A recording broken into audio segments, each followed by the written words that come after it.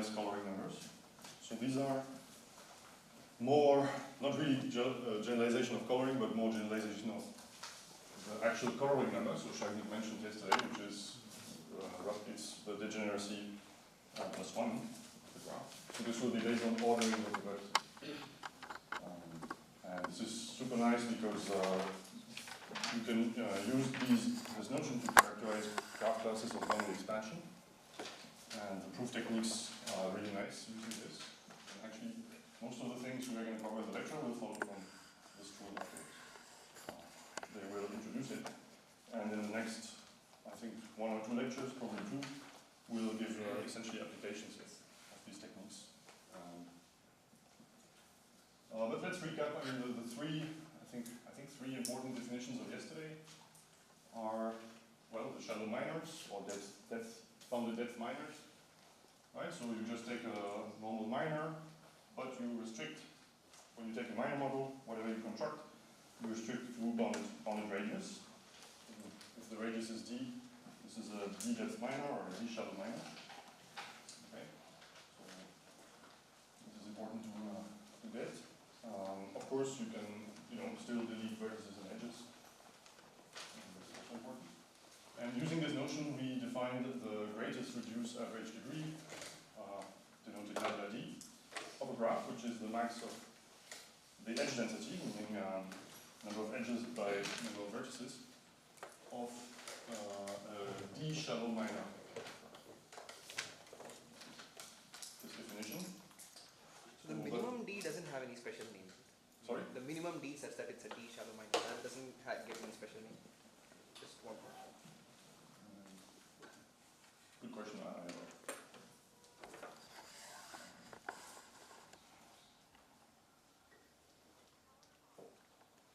No, I don't understand. The minimum d, I mean, for every d, you fix d. No, for a given h, let's say. For given h? Yeah. I mean.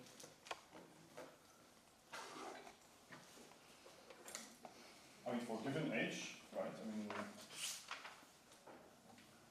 you fix the h and you see how you can obtain it, right. and you vary d. Okay. Yeah. I don't know. Okay. So usually we put the outside the other viewpoint where we fix d and we look at what can we get. Okay. Right. And so this definition is the basis of the definition of a graph class of bounded expansion. So bounded expansion essentially means that for every fixed d, your d shallow minors have bounded greatest reduced average. So in other words, there exists a function which depends only on that graph class, which takes a d and gives you an upper bound f of d on the density, edge density of your shallow minor. Whenever you contract with balls of small radius, that should not be very big. And we saw that you can relax this definition by instead of the average degree, you take the clique number and then you get Noah dense graphs. We'll not cover them, but it's nice to keep in mind that essentially most of the definitions and things we are doing here can be extended to Noah dense. It's just that so the definition is very similar, but the techniques are more involved. But essentially it's the same flavor. If you're interested, you can look it up and see. The theory there is also very nice, but more complicated. Okay, so bounded average degree, as we saw yesterday, is, since you're taking minors, you can also think of it as bounded degeneracy, or maximum average degree. This is basically maximum average degree, with a factor of 2, which is the difference. Okay, so what Shagnik said yesterday. I'm sorry, I have one question. You said coloring number is degeneracy plus 1. Yes. I think yesterday we defined it as degeneracy itself. Yeah, so but I think the standard definition is degeneracy plus 1 because this is essentially the bound you get on the chromatic number. Okay. So the chromatic number is at most degeneracy plus 1, right? Because you just greedily color from left to right. So if you had, you have this ordering, right? So the definition of, let's recall it actually. So if you have an ordering sigma of your vertices, what will be degeneracy? degeneracy of the degeneracy of G is basically the minimum over all sigma of the maximum number of backwards neighbors.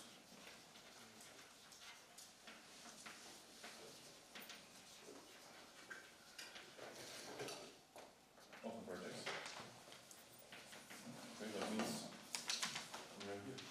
You want, let's say, most k neighbors that you're seeing, so that you already seen in the ordering. I mean, you might have many more, but they have not been seen yet. So it means if you start greedily coloring from left to right, first vertex gets color 1, obviously. You take always the minimum. Then the second vertex gets the smallest color which is available in the neighborhood, and so on. And since everybody has a backwards degree at most k, that means for every vertex at most k colors are unavailable. So you can color with k plus 1 vertex.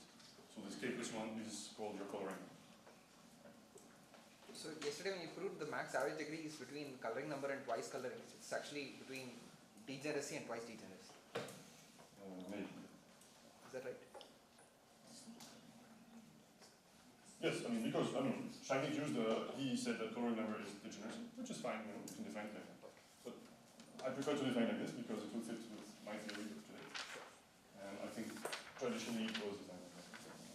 So coloring number will be the degeneracy of G plus 1, right? And this is, so we know that the chromatic number is at most this. Okay, so don't confuse chromatic and coloring number, even though it's almost the same, but this coloring number comes from this greedy color. Maybe it would have been better to name it greedy coloring or something. We stick to coloring number, and these generalized coloring numbers will actually generalize this, but I will come to that a little bit later. Let me still give some remarks about yesterday. So shall we give a nice example of that the H minor of the graph, if you exclude a minor H, fixed minor H, these will satisfy this definition. And in fact, even stronger in the sense that this function will be a constant. It will be 2 to the power number of vertices of H. So it's not even a function, it's a constant function. So they have constant expansion. So this F is sometimes called the expansion function.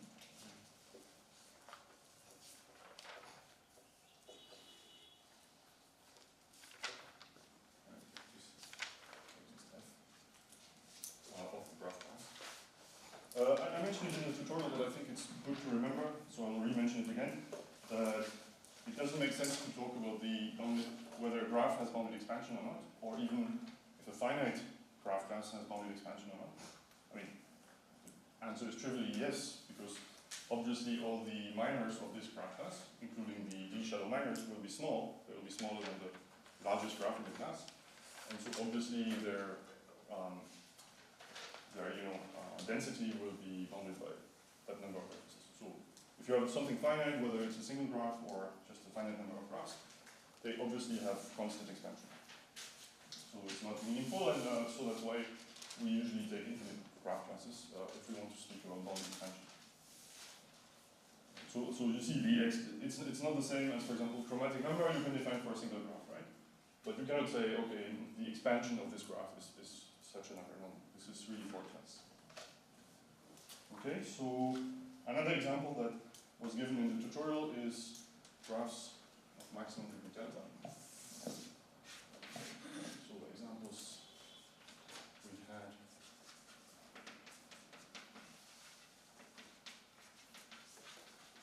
H minus the graphs. You have graphs of maximum degree delta. This is also a graph class of bounded expansion. Max degree delta. Just to give a hint on why this is the case, well, if you take you have your H shallow minor, the D shallow minor H of G, so you get this minor bubble. So these guys have radius at most D. Okay, and this is, let's say this is your H. Okay, but now we know that the initial graph G had bounded maximum degree. So this tells us that this border here, this branch set, has a bounded size. So it has size how much? Well, at most this. So radius d means that there is a central vertex. We'll always see this picture. There is a central vertex c, right, which reaches everybody at distance d.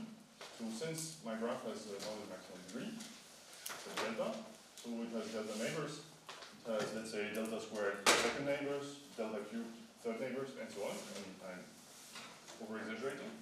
But in total, you have, roughly something like delta to the power d vertices here.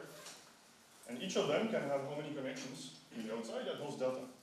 So that means there are at most, here going out, there are at most something like delta to the d plus 1 edges. Right?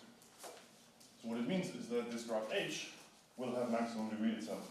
Maximum degree at most delta to the power d plus 1. And if it has maximum degree at most delta to the power d plus 1, well, it also has average degree at most this, and so the density will be at most delta to the d plus 1. So this shows that a graph class which has bounded maximum degree will have bounded expansion. Notice, interestingly, that this sign is far from constant. This is actually, when you look at d delta as a constant, this is something exponential indeed. And this is necessary, right, to kind of reduce this. So some graph classes have small expansion function. It can be constant for H prime, for example. It can be polynomial. But sometimes it requires to be exponential. Could you please repeat this delta power d plus 1? Yeah, it will be in the tutorial solution, but basically you agree that this ball of radius d has at most this many vertices. Right? Because you take all the neighbors, you have delta. Each neighbor has at most itself delta neighbors, and you do this d times, so you have delta to the power d. People in that ball, now we are counting the number of edges which go out of that ball, because these are these kind of edges, right, which connect two branch sets. So since every vertex here has a degree delta itself, so you just add another factor of delta. So you get delta to the power d plus 1. Okay. But this is exactly an upper bound on the number of edges on the maximum degree here in H itself. Okay. So that means H itself, it's not dense. H itself has maximum degree, this much, which is huge, but still bounded. And so that means the density of H, which is this, is bounded, right? Because the number of edges is basically at most maximum degree times V divided by 2, something like that. Okay? So that shows that. Graphs of maximum degree delta also have bounded expansion. Okay. So now this picture maybe starts making a bit more sense. So you have excluded minors are here, so this includes all these things. And maximum degree is also here, and they have no expansion. So these nowhere dense graphs, they have bounded expansion? No, bounded expansion implies nowhere dense. So nowhere dense is a less restrictive definition, because in nowhere dense, you want to bound not the average degree, but you want not the edge density, you want to bound the clique number. You may have small clique number, but large average degree. Think of a complete bipolar graph, for example. Clique number is 2, but average degree is very large. So in nowhere dense, we allow minors, depth d minors with large average degree, but we forbid cliques. So that's why nowhere dense are very high in that curve. In fact, they are here in my picture.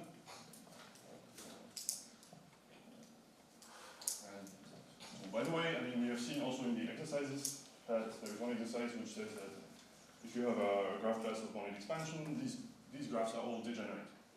So the degeneracy is essentially f of 0 to f of 0. Right? Because, basically, if you look at the other definition of degeneracy, it is, the minimum degree of every new subgraph must be small. And this tells you that the average degree of every new subgraph is small. And the subgraphs are exactly when you take d equals 0. When you take d equals 0, that means your branch sets are of radius 0, which means they are single vertices, so it's just a subgraph. So So you can see this grad function as an extension of the degeneracy. When d equals 0, it essentially means the maximum average degree, which is roughly the same as degeneracy, whichever you prefer to think of. I mean, you have seen that mostly we don't care about the constants, right? The theory will not care about constants, especially today. You'll see that there will be constants which are even worse than constants. We will take functions of each other, and this will be fine for us as long as things are bounded. So another, I think, good example to think about is the subdivisions. Like the topological minors. We have seen that last week, I think. If you take, all the, let's say, your class is all the subdivisions, all the one subdivisions of a complete graph. Right. So basically, for 2 it will be this. You just subdivide everything once.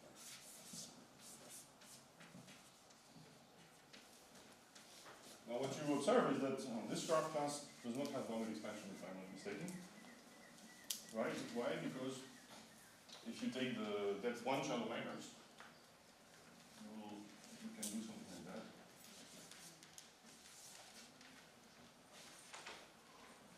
So if you take depth 1 shallow minors, you will find arbitrarily large cliffs. Because in any complete graph, you can essentially swallow these W2 vertices.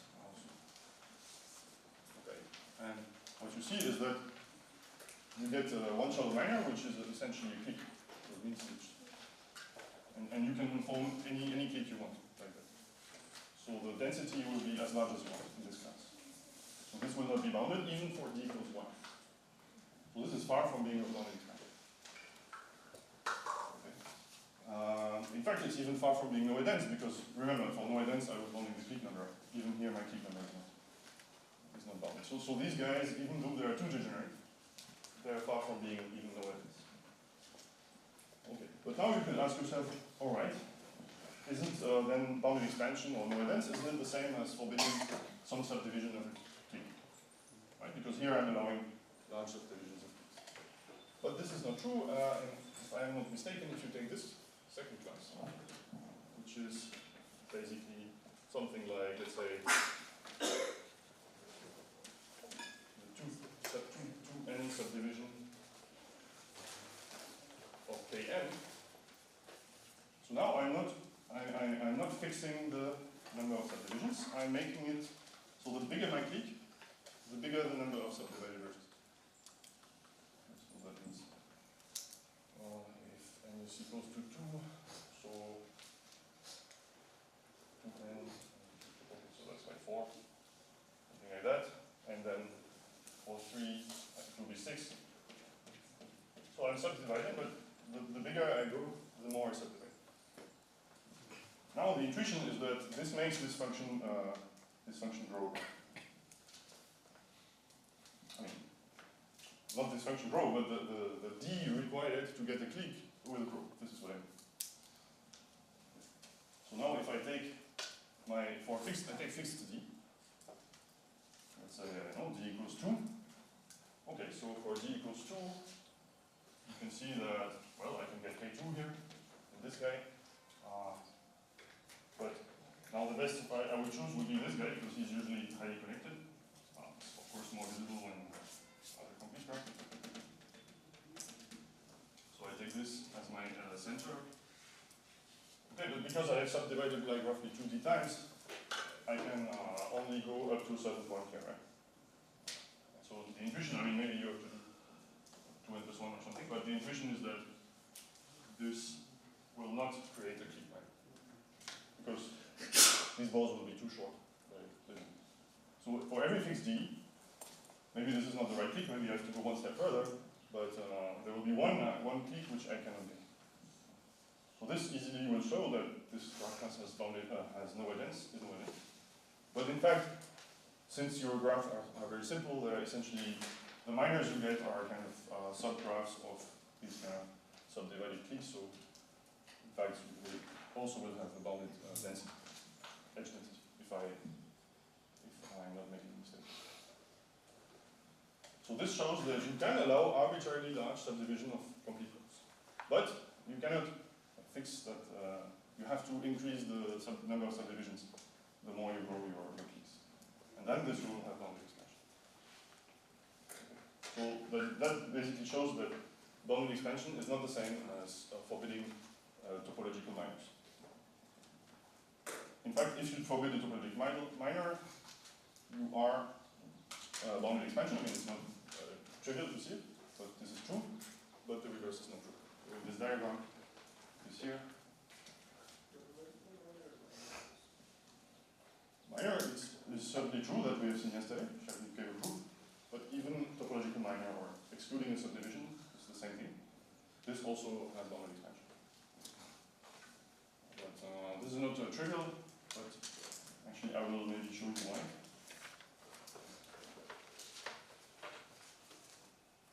But let me give before. No, let's do it now because I just mentioned it.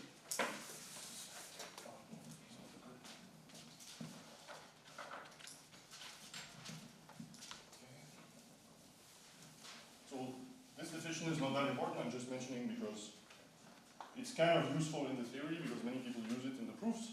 But it's just a small side remark that you can define shallow topological minors.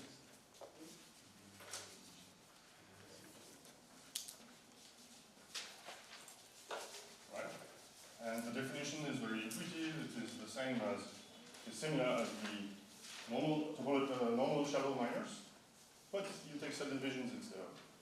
Right? So what you take is, let's say, topological minors. So that means your branch sets actually should look like this. So it should give you a subdivision, right? So it means that this is essentially a subdivided star.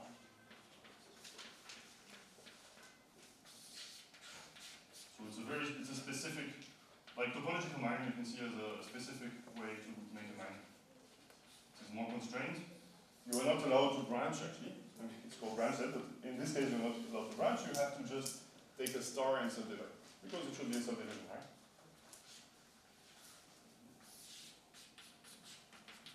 So this is a topological minor model of depth D in the sense that here the radius is at least D. So it's the same definition, but so now you can define, what they call the top grad. They denote it like this. Top for topological. Of G, which is the same thing, the maximum edge density of a topological minor of your graph. Top grad is for topological minor. Yes. Topological minor of depth.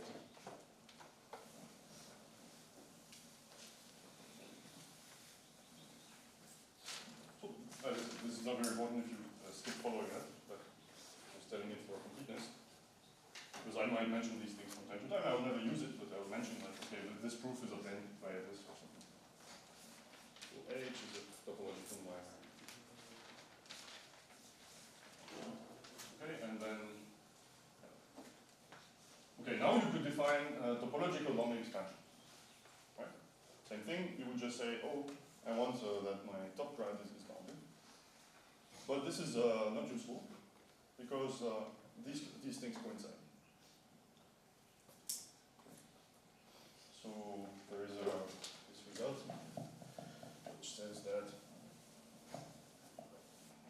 What is the difference between D shallow minor and D shallow topological minor? So topological, you understood the difference between minor and topological minor? Minor, you contract. That's a very good question. When you do a minor, you can see it like this, that you want to create your H, where the vertices of H will be these branch sets. And then there will be edges between the branch set, modeling the edges of H. It's an equivalent definition that Jackie has given many times, 2 or 3 times, for minors. Okay, but in minor you can do this kind of thing, right? You can really branch. In fact, you can have a minor where, any large minor where the graph has maximum degree 3, for example, by doing this kind of binary tree construction. This is fine, as long as this is connected. In topological minor, you want a subdivision. You don't want a minor. So what is a subdivision? Is you want, so let's say, something like that. So you really want this graph, as a subgraph, you want subdivided copy of H. Now observe that you really need the minimum degree to be at least that one of your H. Sorry, maximum degree.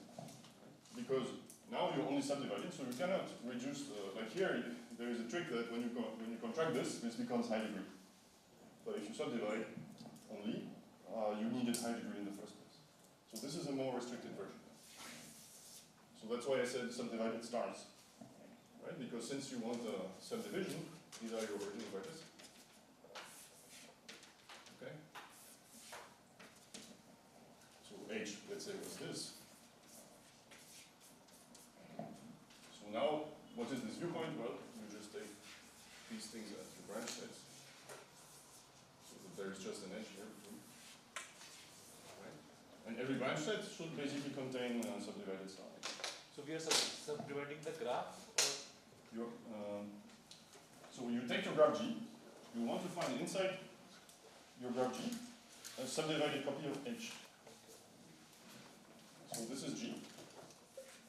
I'm not subdividing G, but I want to see my H as a subdivided copy of G. This is what it means to be a subdivision. H is a subdivision of G. We also sometimes call it that H is a topological minor. So it is kind of a strengthening of these minors. So minors are a bit more flexible because of this idea that, yeah, you can do anything with max degree 3. You just need connectivity. Here, you not just need connectivity, you need this star. Of course, there could be more edges, right? There's a lot, but it should contain this star connectivity. So this, by the way, shows that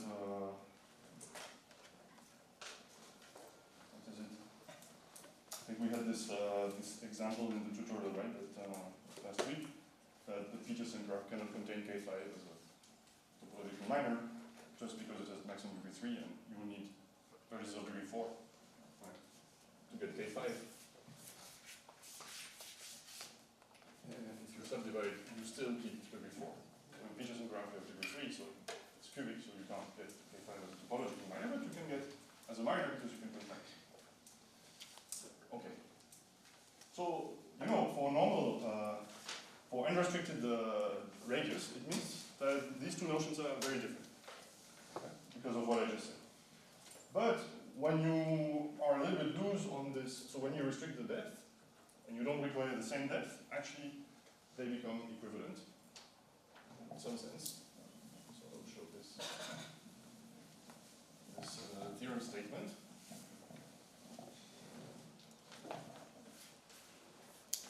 So this is this side is follows from the definition, because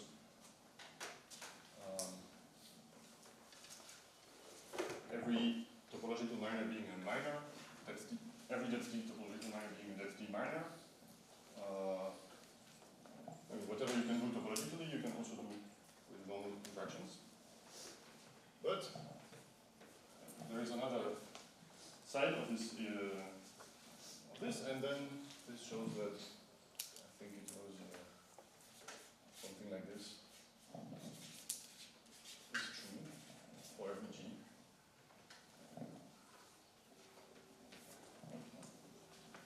So essentially, you can bound, even this can be bounded by a function of the other. So actually, I was wrong, it's even for the same value of T. So this is the theorem by Jack. What is it, 2007? So every This is D squared. So for every D, every graph G, and every D, essentially, this is not very important, and the precise values are not important. What is important is that to see that this colleague, Dvorak, who has worked a lot on these notions from Czech Republic, he showed that these things are essentially bounded by each other. So can you repeat what's written there? Sorry? 4 times This is 4 times 4. I'm not sure about the constants. 4, 4. This is just this. 16 times, right? Yeah. I think these two It's is 16 quick. Well, I mean, D squared is outside? yeah, it's not probably not the correct one. I don't remember that. you can write C. Oh, probably it's like this. I think it's this. Anyway, that is not important. The important thing is that this is some function of there. Each of them is a function of each other. So what it means is that, well, see, for a bounded expansion, we are only caring about some function, right? So if one of them is bounded by some function, I mean the other one is also bounded by some other function. Slightly more complicated functions are used. What it means is that if you define classes of topological bounded expansion, it will give you the same theory, right? But what is the reason why I'm mentioning? I mean, first of all, it's nice to go back to these topological minors, but yeah, this is actually useful in many proofs. So in many proofs, what they do, it's kind of easier to deal with these subdivisions. So they actually use this, and they show that, oh, this is bounded, or so the other one is also bounded, something like that. I will never do this, but sometimes I'll mention, this is proof using that technique. So it makes it, apparently it makes it much easier. Okay. Alright, so this was just a side remark.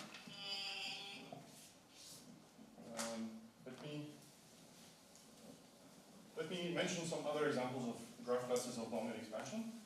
This is also a little bit proof, it's just kind of for your filter to see that there are nice things around there.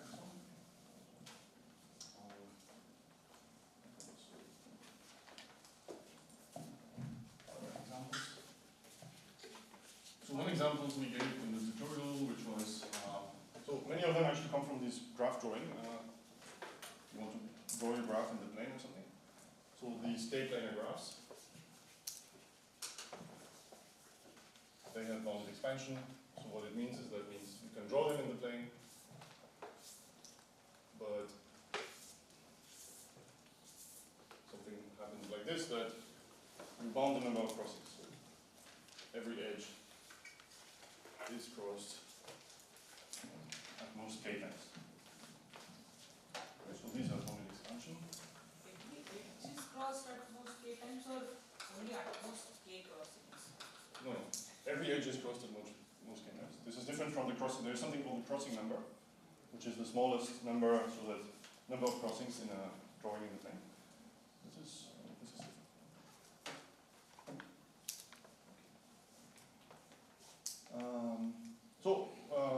In some sense, in fact, this can be generalized. It's a beautiful theorem, I think. Because you can, what can you say? You can say that, okay, for every edge, I make a new graph, say h from G. This is G.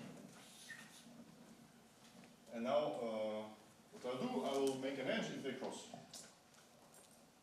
I will draw an edge between two edges if in the original graph they cross. Okay, so this was E1, E2, E3, E4, E5, E6, and I'll get a graph with 6 vertices. It's a little bit like the line graph, but it's not the same. So E1 crosses E2, E3, E4. Okay, so my crossing graph looks like this. Let's make it a bit more complicated maybe. E7.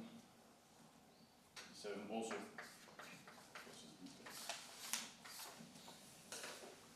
This is, I can define my crossing graph. And now there is a nice theorem which generalizes this. So this is by Epstein and Sidar Gupta, who is a colleague in Bitskoa, some of you might know. So they proved that if this blue graph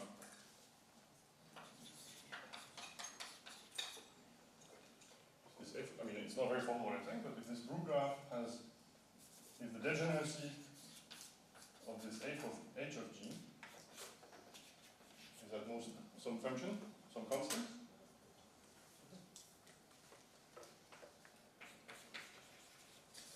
then, well, the class of graphs C,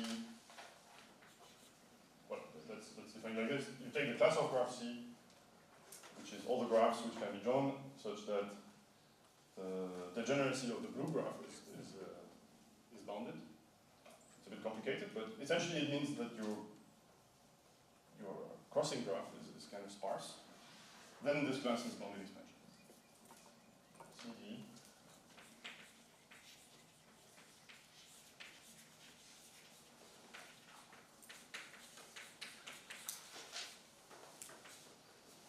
With degeneracy of H of C. In fact, has polynomial expansion.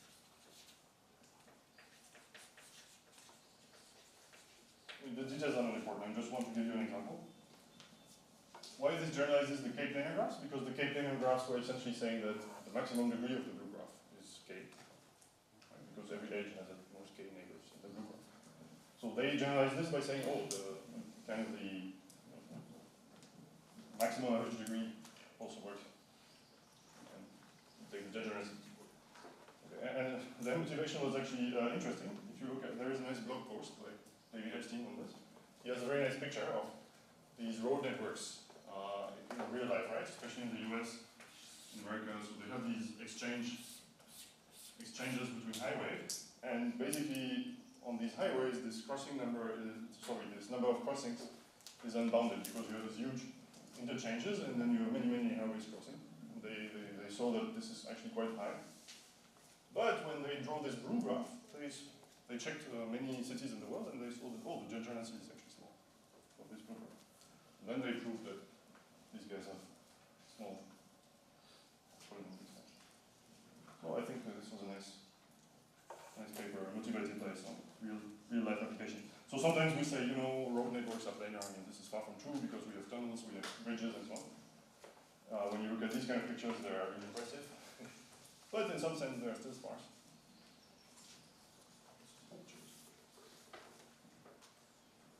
There is another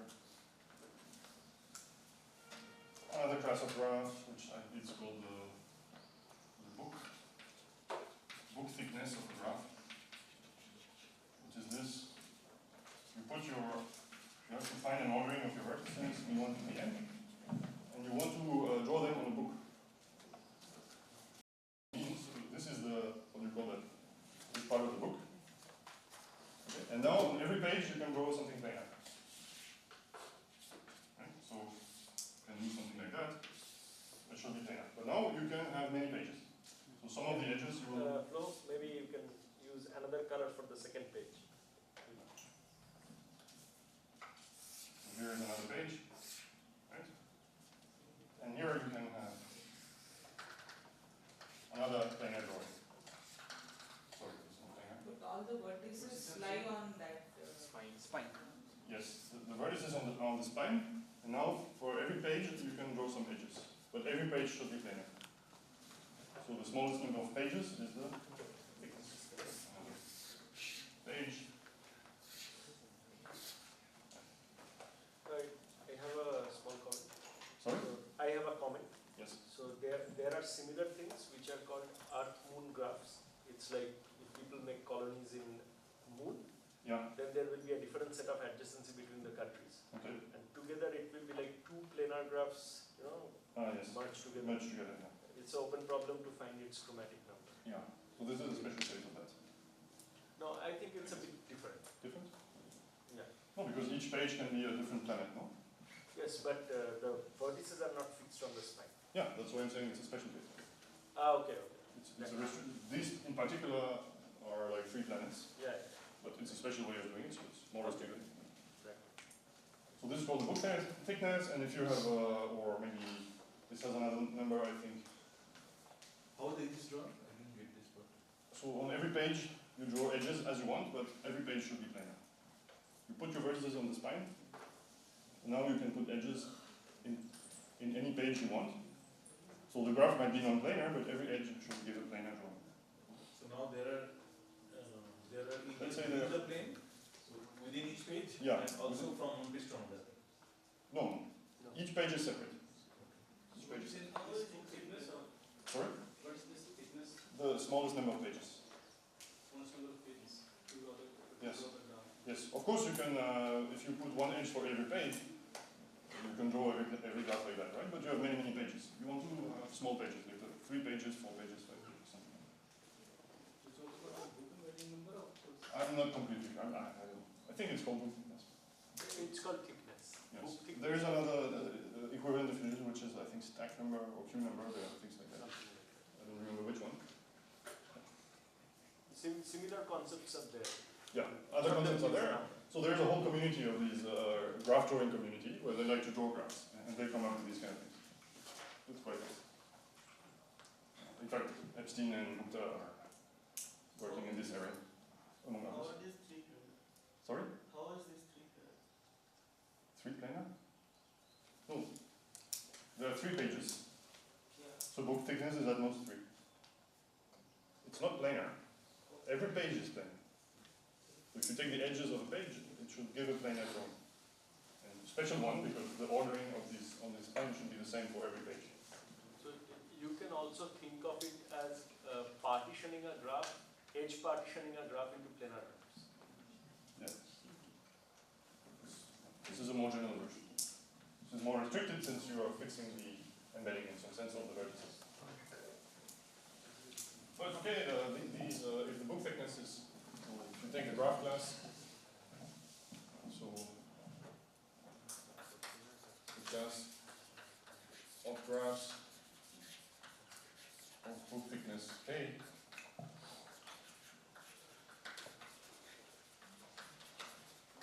has bounded expansion. This is another classic example. Can't prove you why. You can find this in the literature. Okay. Well, this is just to give you some nice example. Planar graphs may not have boundary expansion. Planar graphs have boundary expansion since they are K5 minor 3. Okay. So K5 minor 3 graphs, as we saw yesterday, have expansion function at most 2 to the power 5.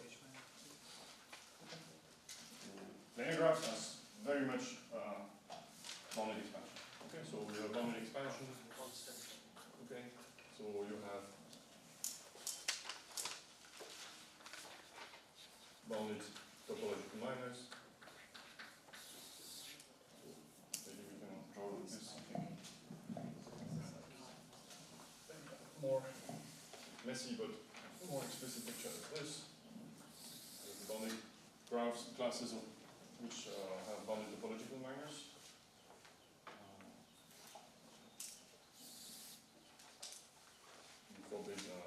Forbidden topological minors. Forbidden minor. This includes planar graphs, of course. This includes bounded truth, by the way. What did we see? We saw bounded max degree. So bounded max degree also have forbidden topological minors. Because if you have maximum degree D, you cannot have KD plus 1 as a topological minor. So max, so the bounded max degree. And the things I just mentioned. Bounded max degree and planar, they are disjunct. No. Well, it's just this picture gets messier and messier if you want to do all this. So this diagram is maybe not as explicit because here you can really see the inclusions right away, but it's essentially this diagram where the graph class which is below is included in one which is above. Okay, so this is the picture to keep in mind what means bounded expansion. And then of course you have more dense, which is here, which is big. And there is degeneracy, bounded degeneracy.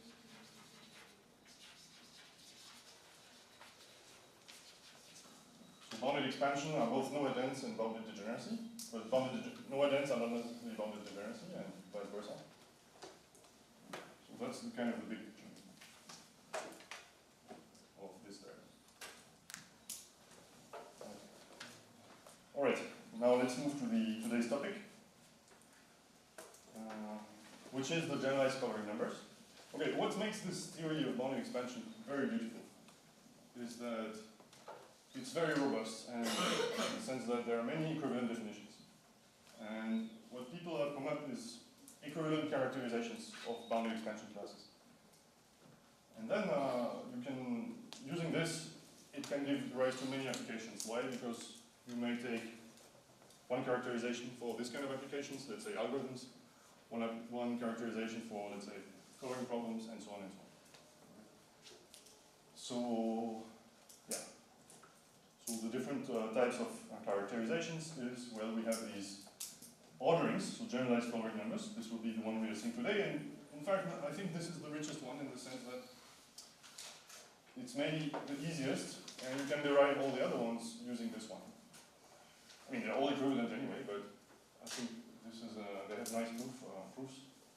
It's historically not the first one. Historically, I think it was the bounded. You remember bounded layered this tree width that Haminder was explaining last week. But when you take linear graphs, you can decompose it into essentially graphs of a small tree width. So this is another characterization of bounded. This is also true for bounded expansion. I mean, some version of that is true.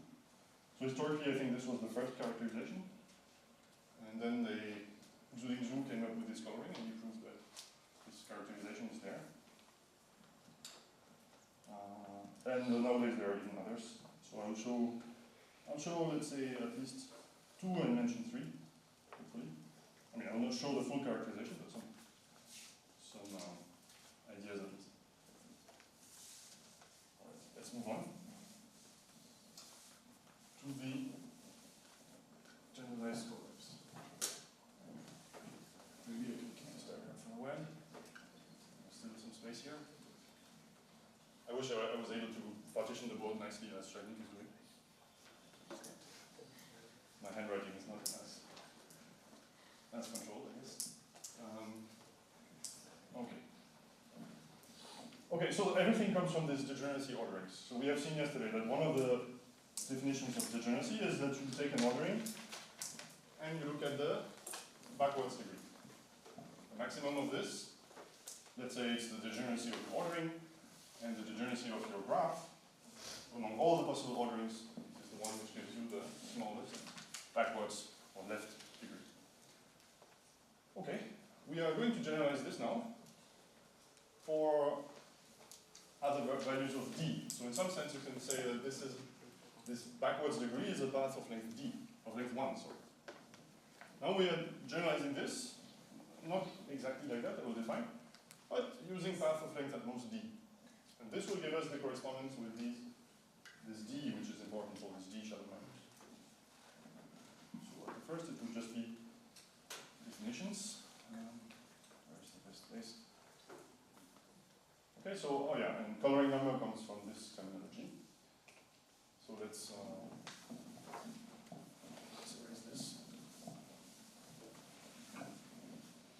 So we take an, okay, so definition was coined by Kierstead and Young.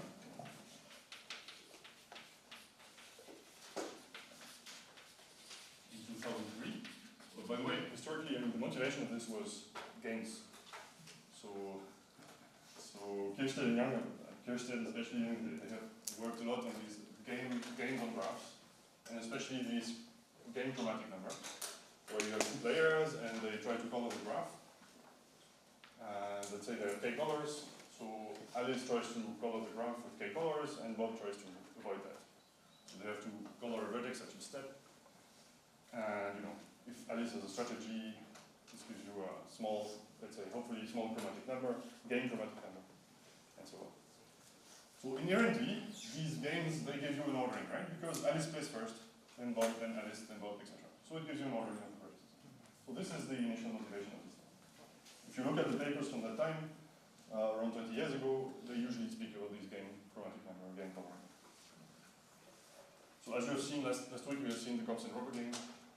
I guess graph theory is really like games.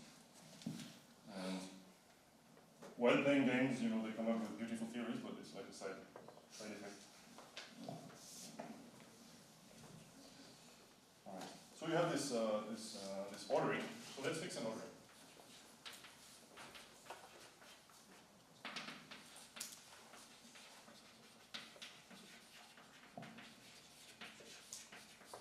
So we have graph G. And I also fix an integer G. And I'm fixing some ordering. Sigma. This is sigma. Okay, so let's make a picture. V1, my graph looks like this. This is Vn, V1. Okay, and I'll say that if you take some Vi and some Vj, so Vi, so for I that knows j, we say that Vi is strongly de-reachable from Vj. What is important here is that Vi is to the left of Vj. So it's like the degeneracy we are looking to the left. What does it mean?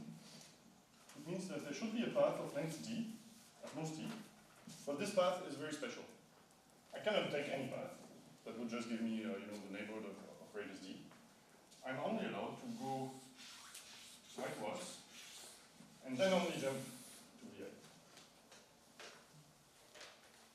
This is what I call strongly de-reachable.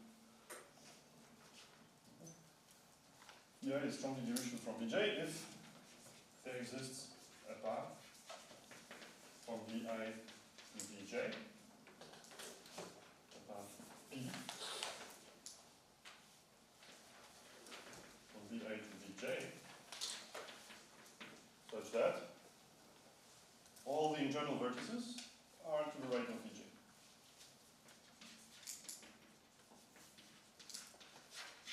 All internal vertices of P are strictly bigger than Vj when you look at the ordering sigma. So this picture. The length of the The path. path. Path of length, yes. There exists a path P, and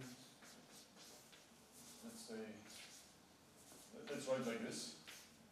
This will be, this, you might think it's a number of vertices, so let's say the length of P, this is the length. Length meaning the number of edges.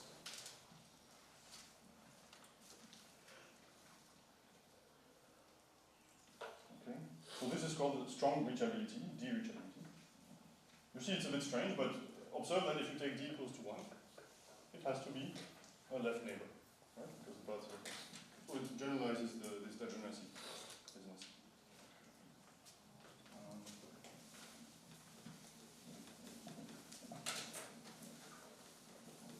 Okay. And there's a, so this is sometimes called just reachability, but there is also weak reachability, so I think it's more explicit if we say strong and weak, rather than nothing and weak. Makes it more explicit.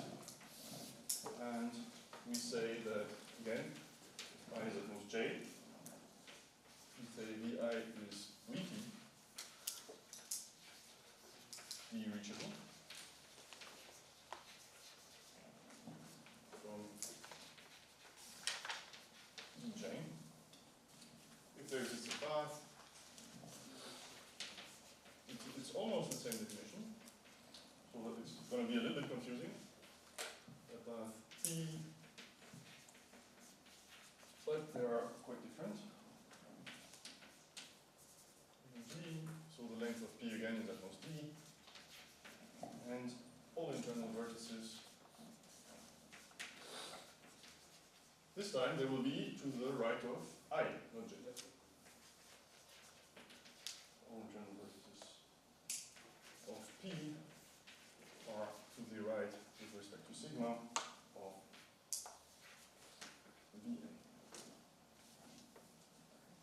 Let's do a similar picture.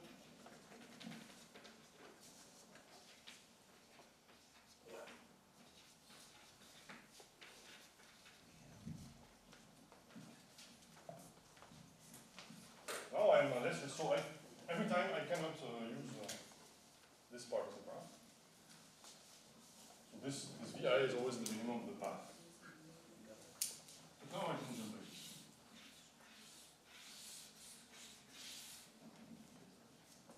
Okay, so by the way, well, I didn't count the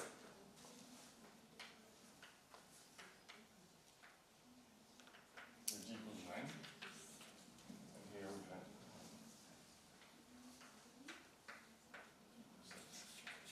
maybe it was a little bit too many edges.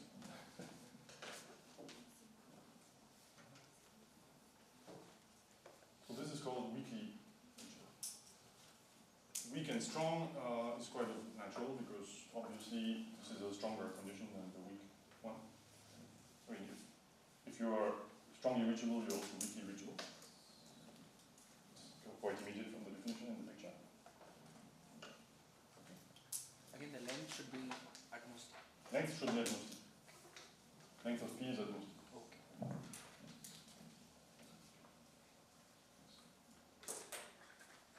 Alright.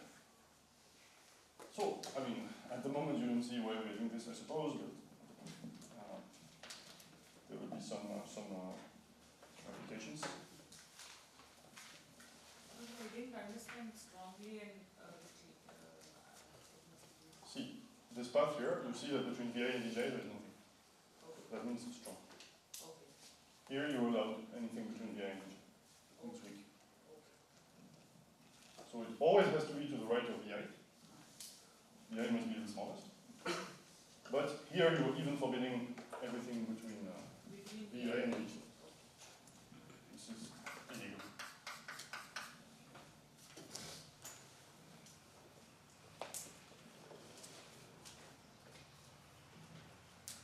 Now, the important thing is exactly like in degeneracy, we are going to count the number of guys which are reachable for every D. And this will be what we call the generalized coloring. Sorry, what are we going to count? I'm going to count for every vertex how many vertices are D-reachable from it. And my goal will be to bound this number. And, okay, just to give you a hint of what is going to happen. What is going to happen is that, so if for every D you can bound these coloring numbers, then you essentially will have bounded expansion, and the reverse is also true. So this is the why these things are important. But for that, we need some terminology, to be a bit more formal. And so there will be some other definitions, which are very natural, but we'll say that S reach for strong reachability, G sigma and Dj, it's essentially the set. It's all the VI. VI is strongly D reachable from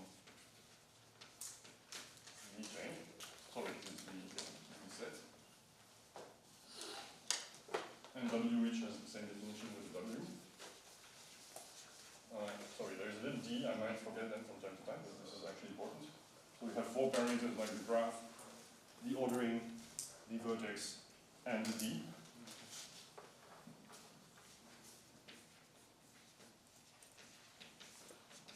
This is the set of VIs. Such that VI is weakly D-reachable.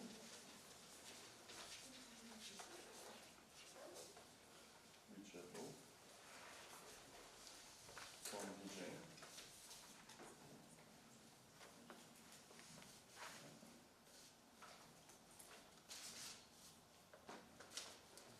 Observe that, for example, in this picture, all the guys which are here, so remember that VI must be smaller than Vj.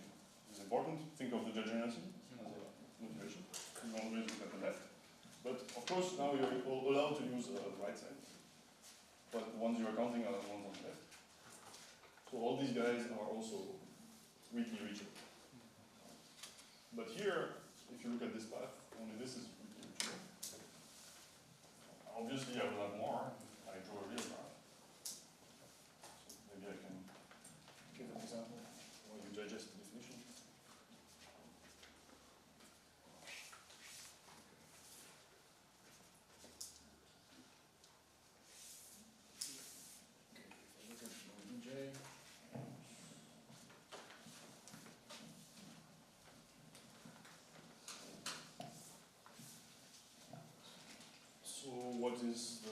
strong reachability set, well, for d equals 1, these two things coincide with the degeneracy. So it will just be the set of neighbors on the left side, but let's say d equals 2, it becomes more interesting.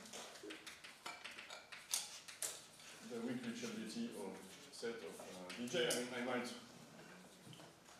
I will just abbreviate, like, to avoid writing g sigma or g sigma here, I will just write like this. I hope you forgive me. Okay, so who is reachable? Strongly, I said weak reachable from equals 2, so, well, of course you have this guy, you can go up to 2, but now you can also go here. So, this actually himself is also. So you're always, yourself, you're always d-reachable because there is a path of length 0. And I is at most j, not strictly. Three of them, no? That is also distributed. The third one from the left. Oh yes. Yeah. 4. So there is 4. Okay, this is W. There are 4. Itself is also good. You want paths of length at most 2, right? Sorry? So you're looking at all paths of length at most 2, right? 1, 2. 1, 2. So then there are also paths of length 1. Like if you just go to the vertical. This. So that's why I have 4. No, isn't there a small path right next to the vertex next to it? Here? Yeah, Yeah. less than equal to d. No, there is no path here. There's no path. Oh. Some consecutive vertices might be non-adjacent. Okay. There is no, it's not a path. The graph is not Hamiltonian. We are just ordering vertices randomly. But of course, you're right. If there was an edge here, this guy would be, of course, in the weak reachability. Okay. What about the strong reachability? Well, obviously it will be a subset. I don't know in this case what it will be. Hopefully, it's a strict subset. Yes, it is because I'm not allowed to use this path for the strong reachability. Remember, I can only go to the right. So for the strong reachability, I take himself. Well, I take this one because it's a distance 1, but I cannot take. This is too far, but I can go here. So this is strong reachability at distance 2. Strong reachability set D of dj. Okay?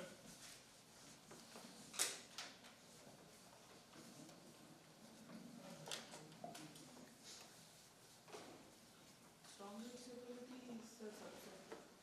Yes, because it's stronger, so it's more difficult to reach. Remember this picture. If you're strongly reachable, you're also weakly reachable. And strong, you're forbidding more things, so it's just more difficult. If you can do the more difficult thing, you can do the easier thing. Usually. In here it is the case. Okay.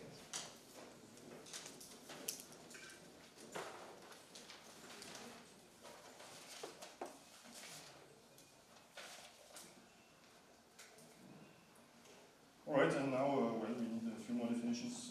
Sorry about that, but with all these parameters, it's always the case. Unfortunately, my book is full. But where is it?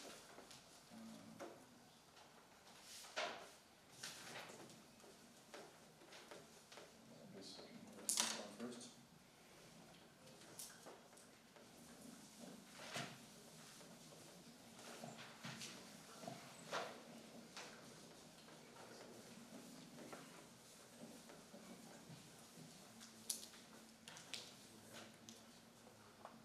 I think this picture is probably nice enough to keep.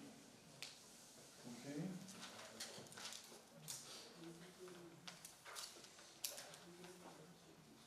Okay, so we will just say that this will be a bit. I'm just, for the sake of completeness, I will give all the notations, but there are essentially 4 notations. So the strong calling number of for radius d of g sigma. So you're fixing a graph and then ordering. This will be what?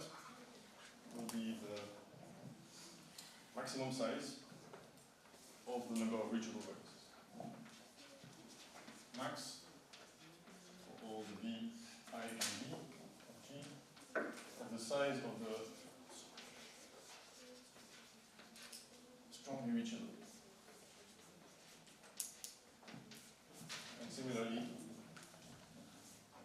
it's like the degeneracy, right? I want to minimize, but you know, I have to count the maximum. That's the worst case.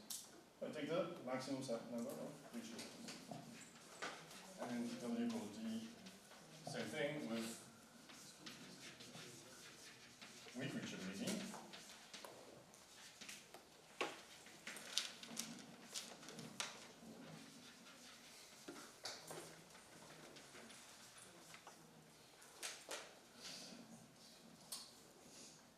And so now I can finally define my, so now I take the mean over all possible orderings to get the coloring numbers.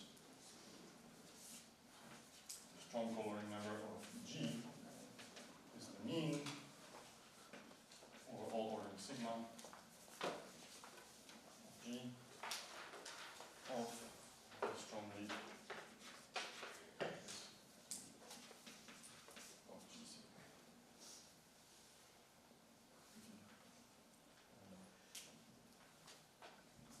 And recoloring is defined.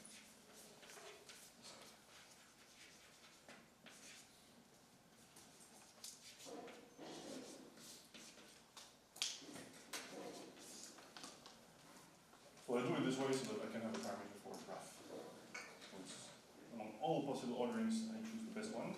And the best one is the one which gives me the smallest reachability sets. And give you a grade. So both these parameters are at least degeneracy, right? Yes. So in fact, for t equals 1, both of them are equal to the degeneracy plus 1. So the coloring number, essentially. This will be my next. I'll give a few easy observations.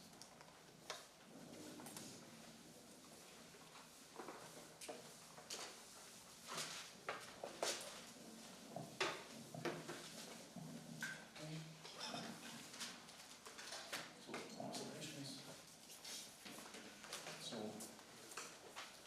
strong coloring number of 1, G equals to weak coloring number of 1, of G equals to the degeneracy of G plus 1. Right, because in both these notions you're only allowed to take path of length 1, so it's neighbors, backwards neighbors. But you're counting yourself, so you get the plus 1. That's why this is a generalization of this coloring number, which is defined as plus 1. Well, it's not too difficult to see that these things are monotone, right?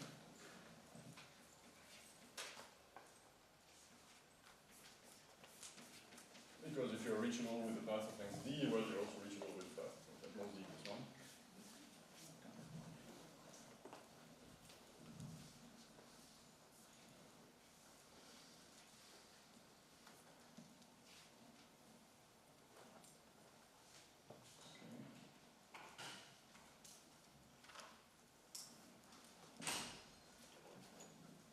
And in fact, there are some super nice things.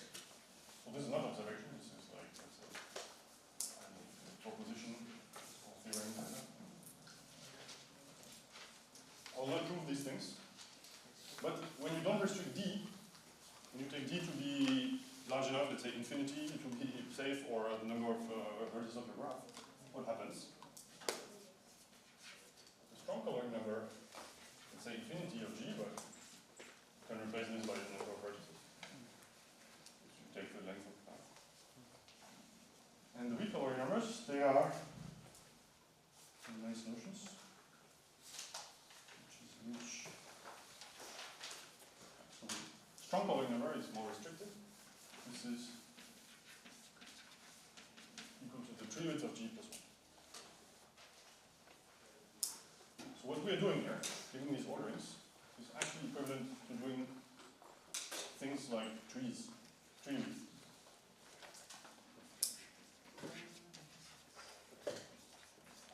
And the weak coloring number, this is another thing I will not define today, but it's called the tree depth. Tree depth is a weaker notion, or stronger notion than tree width. You are restricting your tree decomposition to some very special thing. So when we take 1, we get the degeneracy, and when we get any unbounded radius, and you get some nice measures, like the tree.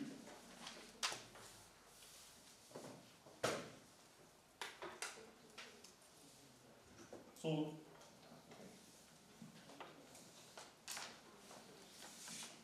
if we have time at some point, I mean, I put this in the tutorial. It's not too difficult to do. I don't know if I will do it or not in class at some point. If I have time, let's see. Not today, at least. Okay, and the initial motivation I was telling you about these games. So, if you're interested in that, you can look at this game coloring number. There is the game chromatic number.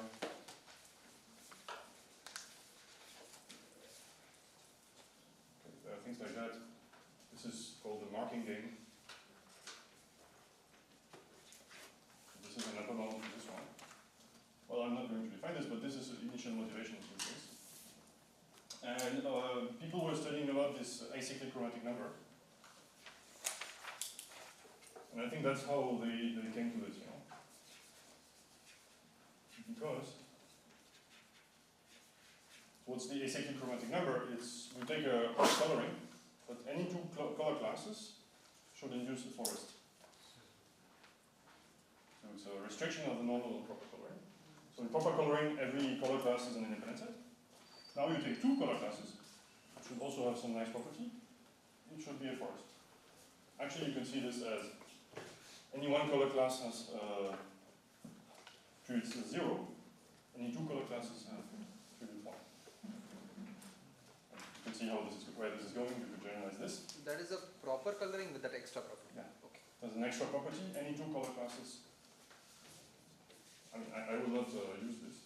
Proper coloring. This is a very classic notion in coloring. And at that time, they were using this to bound a lot of things. Also, you know, in these colorings or oriented colorings, things like that Charlotte is studying, they use acyclic chromatic number. The game coloring number, what you have written inside there? Game coloring number? No, I'm not defining it, but it's, I'm not defining it, but What you have written on the board? marking, Okay. marking game. So there is something called the marking game, where Edison does marks and vertices. I'm not going to do that. You can ask Salsa. Maybe she knows. Okay. Acyclic chromatic number, proper coloring, such that any two color classes induce a forest.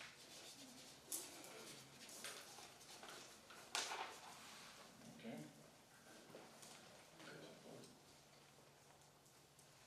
And well, what the important thing is that what they observed is that the strong coloring number of G, well, and that's 2, bounds the acyclic chromatic.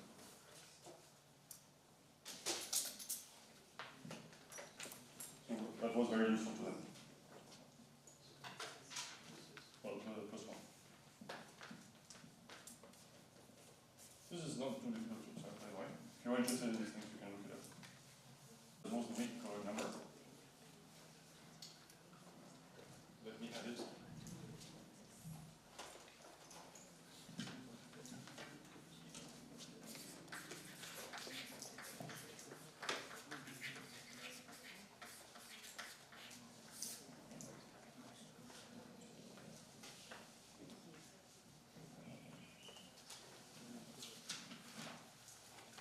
Is more like, not the reverse, but approximately true. And I'll try to prove this after the break. So we have that the weak coloring number, oh, okay. This is the same thing. This is like almost by definition. But this is at most, so what's the exact value? 1 plus d times g. So some function, so the weak coloring number is at most some function of the strong coloring number. This is also true. And d. So this is 1 plus d times strong coloring number minus 1. So means is that if you fix your D and you're not worried too much about constants, or even polynomials, because you're taking this to the power D, then like if one is constant, the other is constant. And this will be really nice because it means we'll be able to work with either of them. In fact, in practice, the weak coloring number is the one which is used to prove things. But then the strong one is important, well, for lower bounds, we can use it. So it depends on what side you're doing.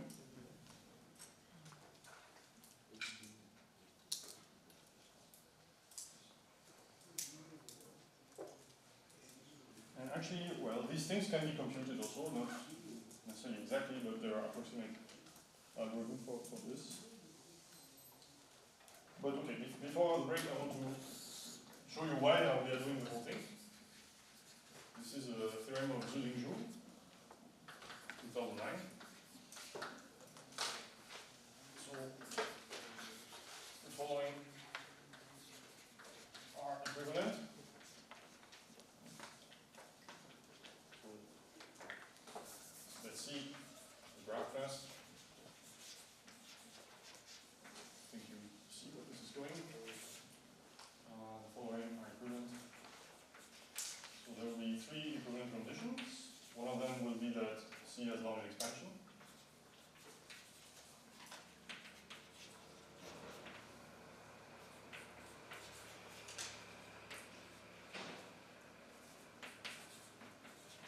Expansion.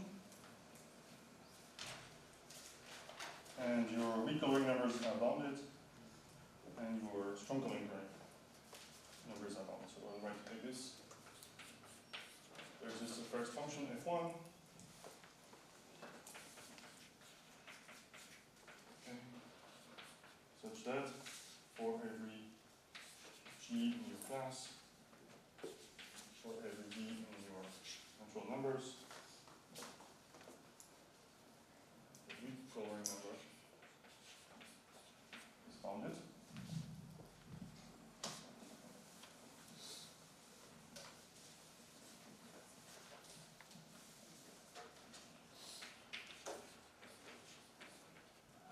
And the third is the same with this strong coloring.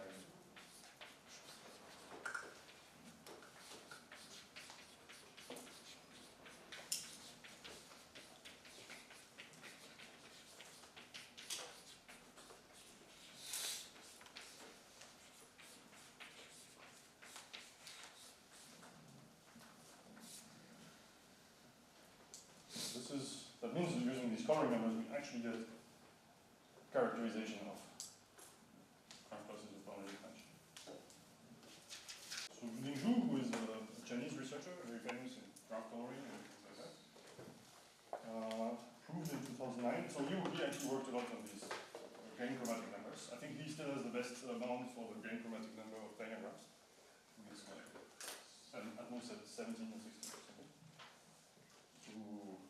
But then he also worked on this bounded expansion, and he showed this equivalence that graph classes bounded expansion if and only if both of these generalized coloring numbers are bounded for every d. So that they are bounded among each other, this follows from this proposition, which I will try to show now. This being trivial, but I'll try to show the other one. And okay, what I can show, I don't know if I will have time either today or either this morning or this afternoon. In the second lecture, I will show that if your coloring number is bounded, then you have bounded expansion. That side I will show you, and the other side I will not show you, it's more complex. And it uses the topology. The proof which I've seen uses the topological one. I don't want to go into that many details. It will be too long. So let's prove this.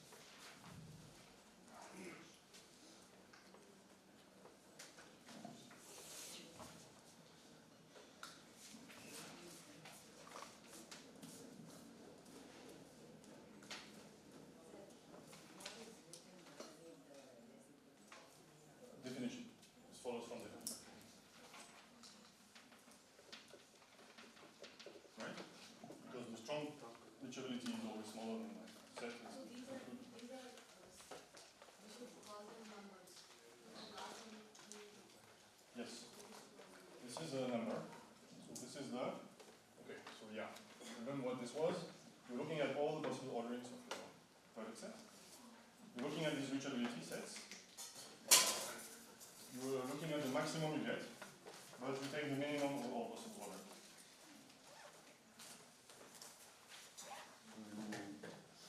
When you take a fixed ordering, you are forced to get the maximum reachability set, but you try to optimize using a different orderings. This is the reach ordering. Think of it really like the general C. General C for a given order is like you take the maximum number of backwards neighbors, but you're trying to find the best ordering. So it's the minimum of the max, it's a min-max parameter.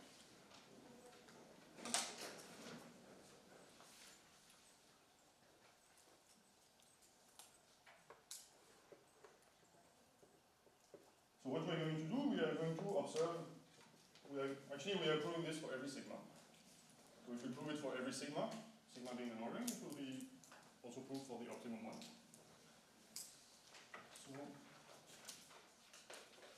we fix the sigma, BV1 to the end, and we are going to take some vertex, and we are going to prove that the strong reachability of this vertex, okay,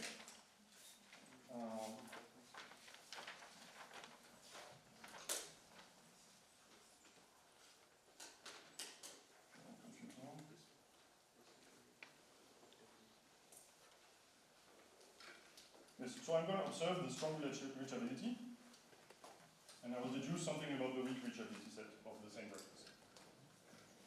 So consider a strong reachability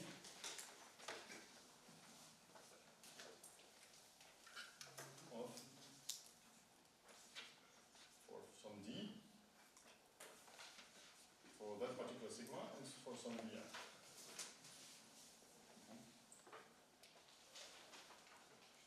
And I will call this say K. Let's say the best covering D of G is K. Okay, and so I take it back, I don't take any ordering, I will take the one which gives me the best strong covering. Okay, I can do that. Okay, so I take the reachability set of some Vi. Remember the picture? I have my Vi.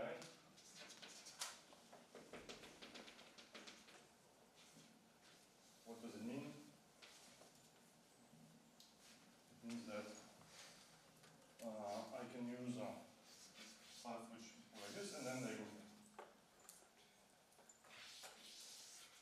And also go directly. So this is my strong reachability. I can only go to the right with a path of length that goes D, and then go back. And these guys are always the minimum in these paths. I will never use something after them. Okay.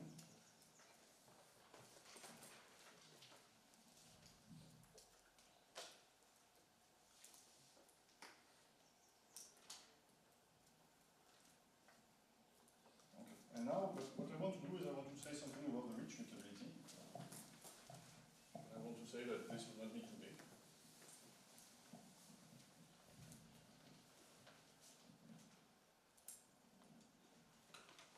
Now look at the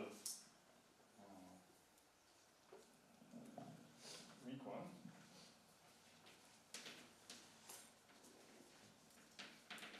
I have a question. So, Yes. in this diagram, what are we reaching for? So, you said that when you define something that the jump is always towards the right, but here we are moving towards V1. I jump d minus times up to d minus time to the right, and the last jump is to the left. Remember, I say that Vj is reachable if it is only to the left.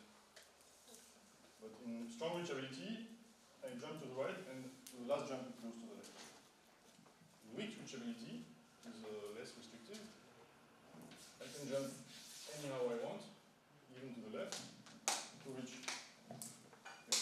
But this path, this P must have length at most. Okay. This is the. So S2, S5, and every path here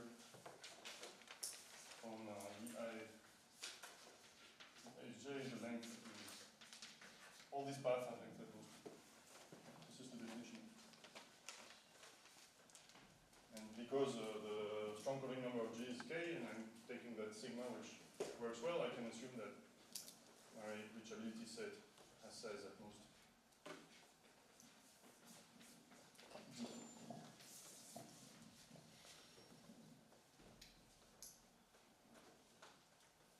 For every VI. Why? Because this K is the maximum. For sigma, I'm taking the maximum size of the reachability, so all the reachability sets have size at most K. K, sorry.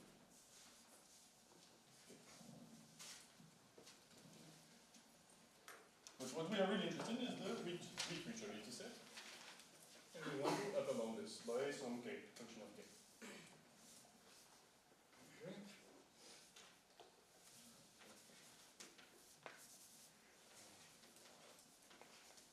Just behind.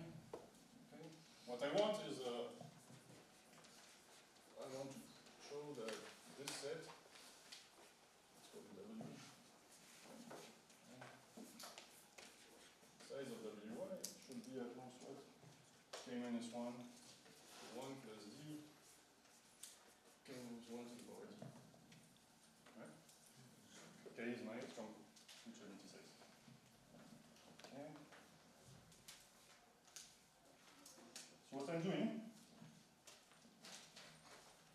I mean, if this weak reachability is also happens to be by chance strong reachability, I'm good, because then I will know it's at most K.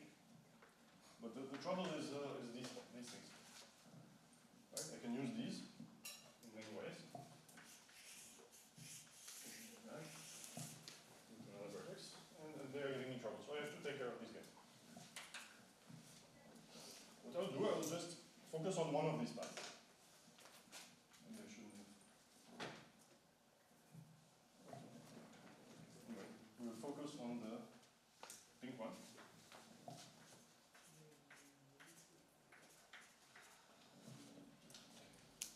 So what I will do, I will look at the jumps, which I'm doing here. So what happens? I'm jumping to this vertex. This is the first. Then I'm going here, second, third, fourth, fifth, and finally sixth. Let's say D is 6. So this is the ordering on my path. It doesn't have anything to do with the ordering sigma. It's just how I traverse my path. So I will call a milestone. These are the vertices of P. Okay, let's say that this is Vj of P, such that Vj is minimum of sigma over the self-path when I start at Vi and I arrive to Vj. Let me explain on the example. So at the my first path, my path starts at Vi and I'm staying there, so Vi is actually a milestone because it's the smallest guy I have visited so far in the ordering on the path. And I'm going here is not a milestone. Everything on the right will never be a milestone because I've already visited this one. Not a milestone. But this is a milestone because on the subpath of size 3 here, of 3 vertices, he is the smallest one so far visited. So he is a milestone. He was a milestone. Now I'm going here, he's not a milestone, because again he's not the minimum. But this guy is a milestone. And I'm going back, not a milestone, and the last one is always also a milestone, because he is, by definition, he is the smallest one. Definition of weak reachability is that we don't use anything to the left of J. So these are my milestones. So what I want to do is say something about these guys. Well, what I want to say about these guys is that let's give them numbers. This is W1, N1 for milestone, N2, N3, and N4. I have 4 milestones. Okay, so there are like N1, N2, and whatever T. I don't know that number. These are my milestones.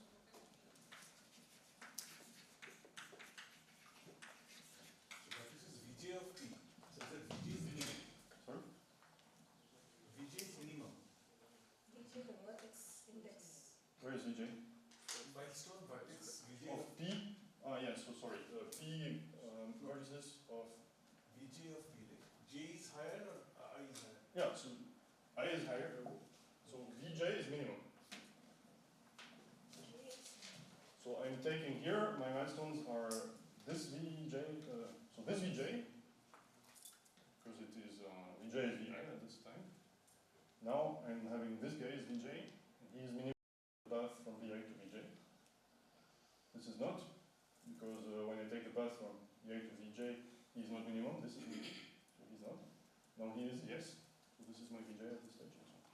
So it's all the Vj's which are minimum over sigma. Is it not? What do you mean minimum? On sigma, for the sigma, minimum in the ordering. We have an ordering, right? This is the smallest, this is the biggest.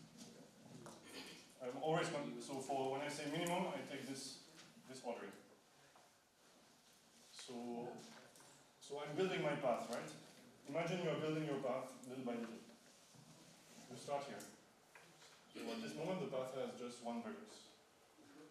Obviously, that vertex is minimum for sigma among all the vertices in that path, right? This is minimum for sigma over that path. I mean, among maybe. Among the vertices of that path. Is it clear? Excuse me. Yes. So the strong filling number should be at least a week.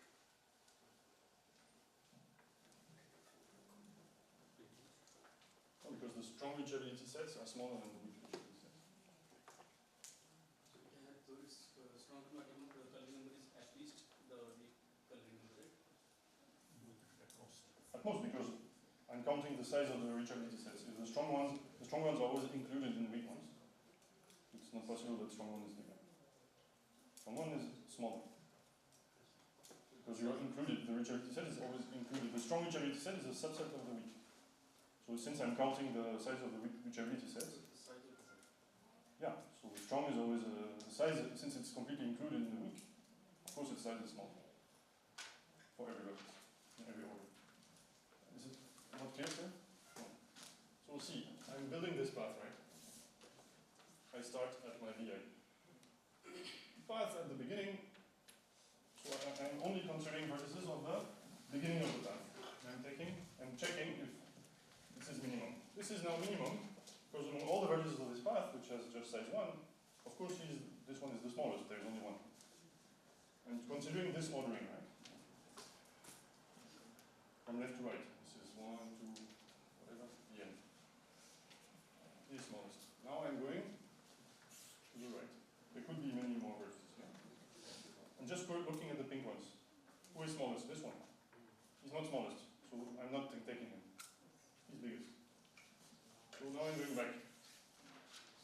Now, on this path, who is the smallest? This one. So he is a milestone.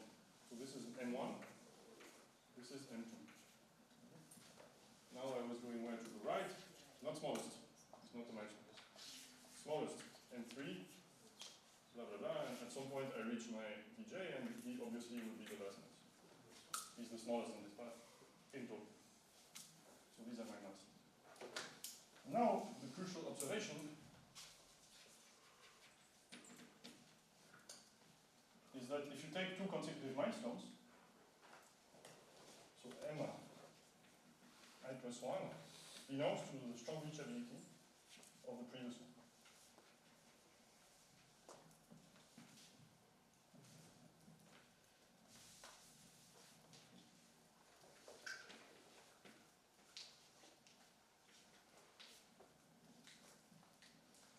Is this true? It's not difficult to see if you got the definition of the milestones. Are we calculating the milestones for each vertex, or is it like a For a path or a vertex? No, for a path. for the path? So you take this VI, in fact for every pair VI VJ, for every pair VI VJ, where VJ is in the weak reachability set of VI, we are looking at this one witness path, and we are looking at the milestones. So the idea is that I will try to count the milestones will be used to give some kind of signature of the path, And I will show that the number of signatures is bounded, which would tell me that the number of possible pairs is bounded, and which will give me an upper bound on the weak reachability. This is the main idea what we're trying to do. And the way to bound it is using the strong reachability, because that we know it is small, it is k. So I'm claiming that if I take two consecutive milestones, the next one is strong reachable at length d from the previous one. I think it's not too difficult to convince yourself if you look at the picture. So of course all these guys here, they are never milestones, because this is known. That's good, because they cannot be in the strong reachability set. So you see that the next milestone is in the strong reachability. Why? Because I'm going to the right, and then since he is minimum for the things I have seen so far, that means there was, and he was also minimum previously, so that means there is nothing in between, basically. That's the argument which says it is in the strong reachability. If you look at the two next ones, you will have the same property. This was M3. Okay, I visit this guy, but since the next one is this, I have not seen any one in between, because otherwise he would have been the next milestone. So this tells me this. So that means how many milestones are there? Well, at most k, because, sorry, not at most k, but it's not like that. It's more that.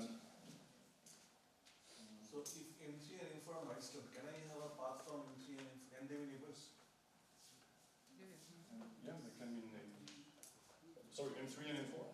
Are milestones. Then can M3 and M4 be neighbors? They can be. In fact, instead of jumping like this, I could have jumped immediately like this. So imagine I could have been like this.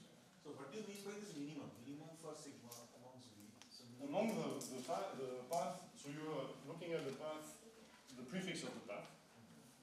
So at this stage I'm not considering this guy because the prefix ends here. And this guy should be minimum over this ordering, so it should be the leftmost possible on that prefix of the path. Of some path. I'm considering one path. Maybe that wasn't clear. I'm just considering one of the paths which is witnessing my weak reachability. So I have any paths of length D. Yes. Any one of them, and the first vertex in that path. Yeah. Is that milestone? Not exactly. So you fix VI, you look at Vj, which is in the weak reachability. Since it's in the weak reachability, there is a path of length at most D. And on this path, there will be many milestones. And the milestones are kind of iteratively the smallest I'm visiting.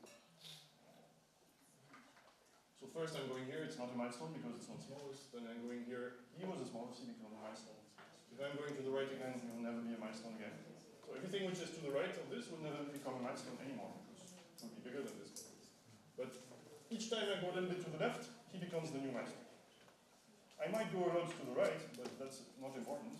The first time I go to the left, it is the next milestone. So now I go right and again come back, that becomes milestone. Yes. If you go to the left of the last milestone. So each time you visit something more left than the last milestone, you become the new milestone. Maybe this is clear.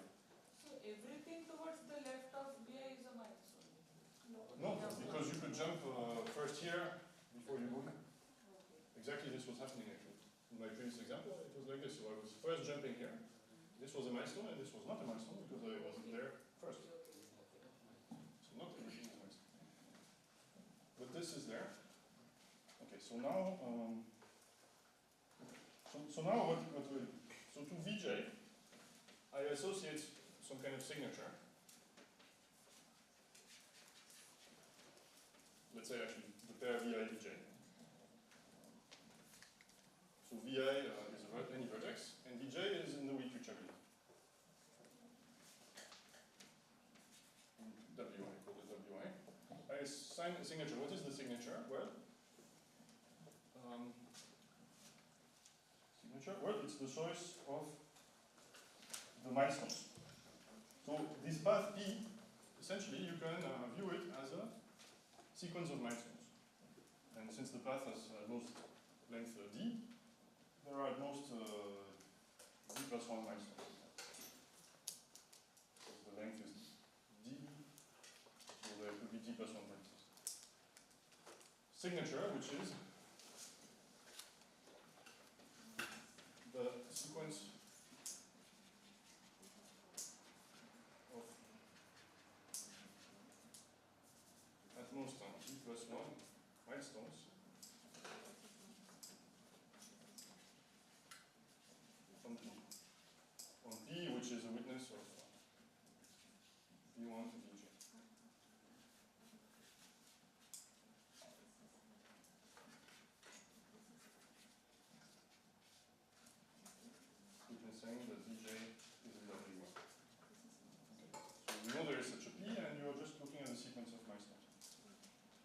signature is for a path.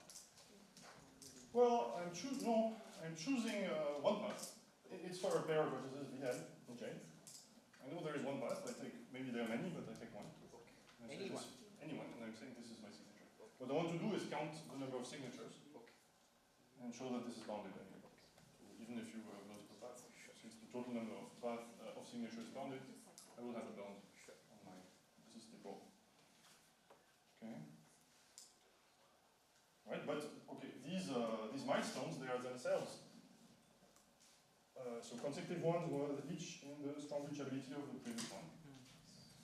So it means what you're doing is okay, the first milestone is always V1. So how many signatures? That is the question. How many VI, VJ signatures for fixed VI?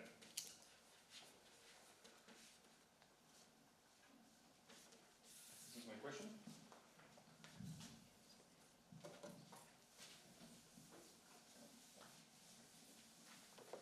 Okay, but this corresponds now to the first, I always take V1 as my first milestone. Okay, and then the next milestone is in the reachability of VI, strong reachability of VI. So I have k choices for the next one. Because strong reachability is always at most k. So you see here, I kind of iteratively will use the strong reachability argument to bound the reachability. So VI then k choices for, so this is M1, k choices for M2, and then k choices for M3, etc. And there are at most d hops like that. So d choices are done. D, at most I mean, there are d plus 1 milestones, but at most d, the first one is always vi. And for each of them, I can choose, so this is k times k times k times k choices, k to the d. Right? The linear. So number of signatures for vi.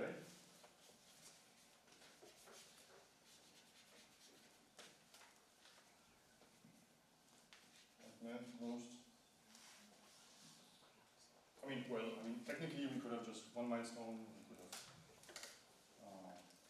we don't know the length of the path, the length could be at length 1 or 2 or 3 up to d, so it's technically it's like, if you have just one milestone, it's like k plus k squared, if you have two milestones plus k cubed, so it's like sum of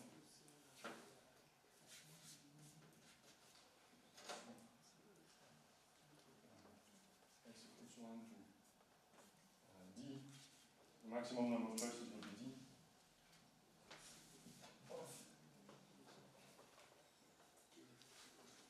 Thanks to the d,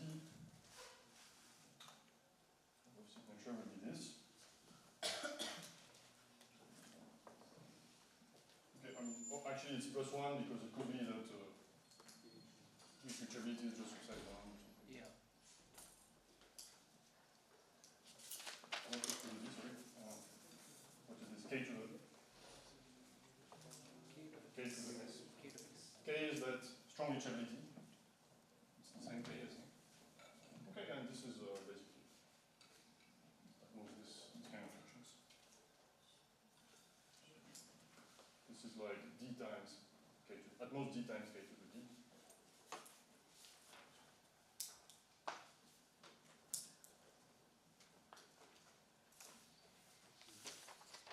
Where do I get the minus 1 there? I don't know. Maybe we can squeeze out minus 1. I don't know where it is. Okay, but the completion of the argument is that I was looking at the pairs, the signatures from a guy VI to a VJ, which is in its weak reachability set. To each of them, I'm associating the signature. And I'm counting the number of signatures, and I'm saying that there are not too many, there are that many signatures. Okay. But if two vertices have the same signature, that means they have exactly the same milestones, and in particular, they have the same vertex. So if you have a same signature, you're actually the same vertex, because the last milestone is this VJ. So You have the same signature, you have the same. So any two different ones must receive a different signature. But that's the maximum number of signatures. So the conclusion is that this is an error. Conclusion. The reproducibility G sigma VI is at most this number.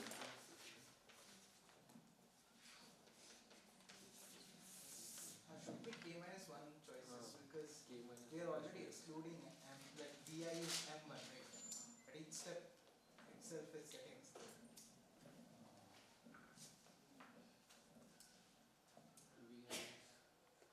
Yeah, but that's why I only went to D and not to D plus 1. No, Not in the not that. in the strong color D. Yeah. G. Yeah, we are Ah, including, yes. Size is Correct, G, correct. yeah, we are including that vertex. Correct. So what you're saying is I could have done this. Yes. Yes, correct. Yes, because in the strong coloring, vertex VI is itself there. But I'm not. VI is always the first milestone, so I'll never. Sorry, VI is always the current milestone. I mean, we are going from milestone to milestone. MI is already, so yeah, correct. So we can get this milestone. Thank you. Okay. So I think this is a nice illustration how to use these things. I mean, here obviously we are just proving a bound for the sake of the bounds to see that they're together. But when we will see applications, the philosophy of the proofs will be the same. So we will sometimes use an interplay between these two numbers. Usually it will be the weak one, because the weak one is more permissive, so you have more choices. What time is it now? 10 now. 10:40 now. Exactly 2 hours. So I will say a few more things, but nothing complicated.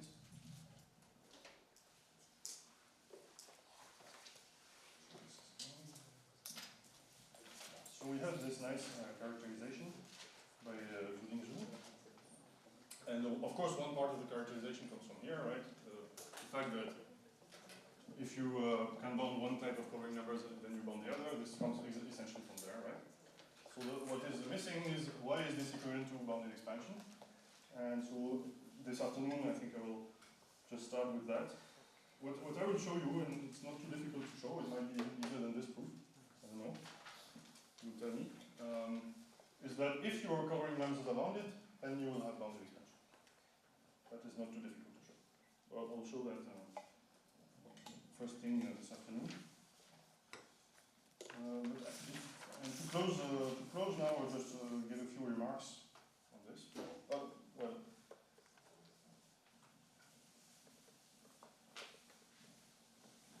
remarks.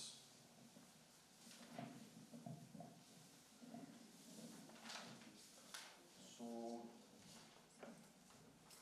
if you look at the proofs from the literature among different types of things, so the things we are not covering, which they use very often, are these things, topological grads, top grads, and there is another one which they call admissibility. So admissibility of D, I'm not going to define, but it's essentially an even stronger version of the strong coloring number. So it will be like this, but this is a lower bound for the strong coloring number. The reason, this is maybe not so interesting in itself, but the reason is that this actually also, you can bound this by a function of this. So this is essentially based now not on having path, but you look at the disjoint path. When you go back, you want all your paths to be disjoint. So you want the maximum number of vertices you can reach using disjoint paths. That's just, it's not important. I was thinking whether I would cover this, but it's just too much, too many notions. But this is very useful as a tool because this has a nice algorithm to compute this. So what's the parameter called? I can't. Admissibility. Admissibility. This is called the admissibility. But we are not going to use it. I just might sometimes say that, oh look, this thing is proved using admissibility. So, What is the definition? well, I don't want to give you the definition. Too many definitions, no? You're okay. It's not very difficult. Okay? It's not very difficult. You're just looking at this joint path instead of any path. That's anyway. The fact that this is a disjoint path actually gives you, I think, maybe it's you can relate it to flows or something like that. So for those who know algorithms, you can compute this. I don't think you can compute in polynomial time, but you can give some good approximations. You can give, I think, a D approximation in polynomial time. And since you will have here this similar type of bound, you will have admin to the power D or something like that. So you can use this to actually construct some strong coloring and weak coloring algorithms, which are not too bad. Which will be, factor some polynomial. Well, if you know this was constant, this will remain constant. So yeah, we can kind of in practice compute these things. That's what I'm saying. Not exactly. I think it's incomplete to compute it exactly, but you can take some approximations. Okay. Right. And this is for any graph. But for graph classes of bounded expansion, you can even do better. You can get it in some huge function which depends on the class, but like linear time, but with a big function which depends on D and the class of graphs. And you can compute it exactly. But that doesn't matter. Just to tell you that okay, we can actually work with these things.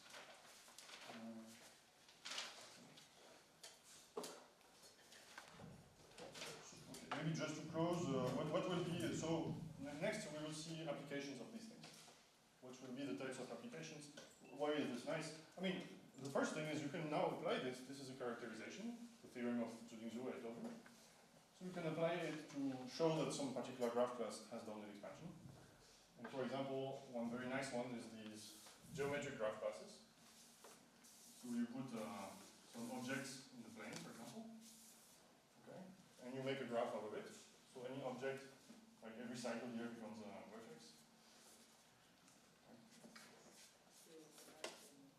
Okay. And you can prove that using these orderings. So essentially what they do is you order them by decreasing radius. Let's say some of them have small radius. You order them by decreasing radius, and this will give you a good coloring actually, good coloring number.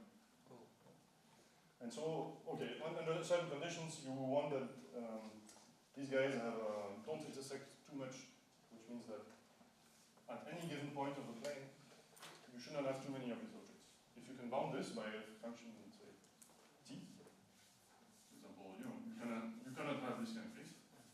Then you will have a huge clique. So if you can bound this by t, then you order them by decreasing radius, and you get a nice coloring number, which means that they have bounded expansion. So this is an application of this. For example, in fact, planar graphs, you can do planar graphs, because planar graphs can be represented as, intersection graphs of disks, touching disks. So every planar graph has a representation, geometric representation like that. Okay. So you see that, and any two disks touch in just one place. So that means every point is covered by just at most two disks. So they're really touching, not overlapping. But you count this as an intersection when they touch. So every planar graph can be represented like that. This shows that this number I was telling you, t, is at most 2. And you order these things by decreasing radius. And you get, this shows that planar graphs have bounded expansion. So this is one application. This is work of Zhu, you said? No, this one, no. Well, no, the characterization is Zhu. The big theorem that says that bounded expansion if and only if the coloring numbers are bounded. This is 2009. So you see, this bounded expansion was invented, I think, in 2003, if I remember well. So they first came up with the first definition, some other characterization, and then Zhu came up with this coloring characterization, if I understood well the history. Another application is coloring exact distance graphs. So I I have worked on this a little bit, by the way. So you take your graph and you want that vertices receive different colors if they are exactly a distance d apart from each other. It's not obvious to bound these chromatic numbers, but when your graph class has bounded expansion, you can use these coloring numbers to give some good bounds on the chromatic numbers for graphs of bounded expansion. This is another application. There are some algorithmic application. So maybe on tomorrow or Thursday we'll mention algorithmic applications, especially the approximation algorithms for domination parameters, distance domination. These are quite nice. I hope I will have time to cover this. Nice, nice arguments. Easy algorithm like greedy algorithm, and then you use the coloring numbers to give the approximation factor. And what we will see this afternoon is the neighborhood complexity and profile complexity of the graph, which actually give another characterization. Neighborhood complexity, this is related to, somebody was mentioning VC dimension yesterday, so this is very much related to VC dimension. So I will define these things this afternoon. And I think these are very nice things which follow from this weak coloring algorithm, strong coloring. So this is essentially the way how your neighborhoods in your graph can intersect. So for the possible, when you have a set X, you know how many subsets of X can be neighborhood of a vertex. How many of this? And we will see that this is bounded for graphs of bounded expansion. This will be proved using these color numbers. And this will have applications, by the way, in kernelization. So in parent size complexity. Shivesh will tell us about that at some point. Maybe. Yeah. So these are the things that I hopefully will have time to convince you that these are interesting in the following lectures. And yes, let's stop now. Thank you.